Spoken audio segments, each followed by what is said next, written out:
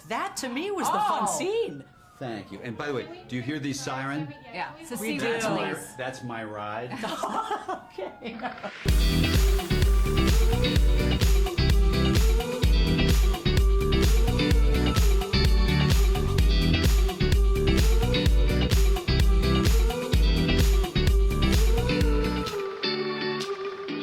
The question that I have yet to hear answered or asked, which to me is a no-brainer. This is trouble. I don't know if I want to hear it. Well, you might not, actually. Okay. It's been years probably since you have flown commercial. Have you ever actually asked to switch seats? Not years at It was all. 3 weeks ago. I Yes, flew in from I New have asked to switch seats before.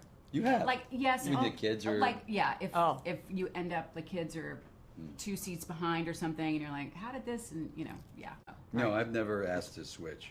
Yeah. I've emptied the plane. No, I can't. I've always been sort of like, I'm very rules oriented. So if that's my seat, then I gotta sit in my seat and Right. shut up. Right. Unless it's a middle I seat. could see. Yeah, No, middle George seats are would okay. endure that. If that's where he was assigned, Yeah, All I'm right. pretty rules oriented. Good to know. obedient. Easy now. Take it.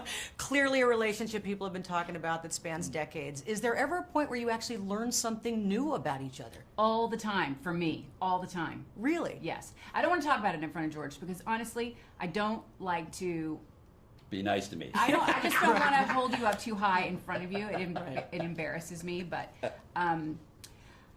I did just have the great honor of going to George and Amal's event for the Clooney Foundation. That they do such incredible work, which of course I know this, but to be in a room with people and to talk to people, to listen to people, to hear really the intricate fabric of what they're doing. My feet didn't touch the ground going home. I just was, and I was saying to Danny and the kids, I went on, and I started saying to you, I want to talk to you about, it has not left me for a moment. And I think that is, as humans, the greatest thing we can do for one another is inspire one another in a myriad of ways to reach out and to be there for each other in whatever, in simple community ways or in these big global ways like George and Amal do. It's really, truly incredible. Well, and I have to say, yes, Julia does surprise me all the time. And, all you have to do is spend, 8 minutes with her family.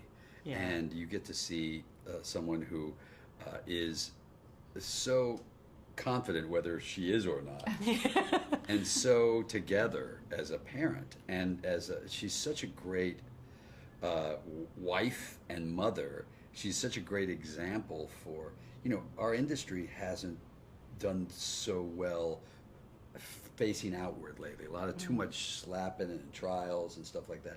And Julia stands there as a beacon for all of us, and I'm always very, I'm very proud of her. Yeah. This really is. Are you getting choked up? I feel like I'm not Oprah, but I facilitated something. Well, it's the outfit that she's wearing is what's really making her. Going back to the film for a second, I know that everyone's talking about the dance scene, which to me, I feel like the seaweed skills are getting overlooked. That, to me, was the fun scene. Thank you. And by the way, do you hear the siren? Yeah, it's a We seaweed do. police. That's my ride. Okay. So I have to leave. Your Oh, escort. jeez. Yes. He doesn't like to stop at traffic lights. You know what's sad? I've been so nervous about doing these in person, I didn't even hear the siren. So thank you for, literally, I'm sweating. Yeah, well, Okay. Thanks for noticing. Thank you for noticing. Back to the seaweed. yeah. I love that scene, and I genuinely felt like that literally was the scene that had you laughing the most It was genuine. a good scene. We were laughing also because we had those stupid wetsuits on. Which I found, and I was like, okay, George, just go with me on this. I think we should be wearing these outfits. Yeah, she's just trying to actually destroy all my manhood in one scene. Trying to really kill his third time sexiest man alive. Yeah, she's ruining that. Specific. No, it was that one was really fun because we thought we'd fight like 12-year-olds, It was funny. 10-year-olds, 5-year-olds. It really was great. I don't know how you follow this. I don't know. I know you guys hopefully will continue to work with each other. Has there ever been a rom-com, and you can't answer one of yours, that you watched just as yourself and thought, oh man, George and I would have killed it in that? Or we would have nailed those parts. No offense to the people who are in the film, but was there ever a film that you just watched one day and thought, oh, Julie and I would have been great? The thing is, there are a lot of old movies, great like romantic comedies from the 30s and 40s that any kind of screwball comedy that I love, but they're also perfect. I would never want to remake them, Right. but like I think about, I'm going to regret saying this because people say like, oh, Julia thinks that she's, but The Philadelphia Story, which is my all-time favorite movie. Yep. It's great. It cannot be redone. It cannot be done any better than they did it. But wouldn't it be fun, you, me, and Brad? Yeah. Oh, yeah. See? Of course, it would be it's a little older. I've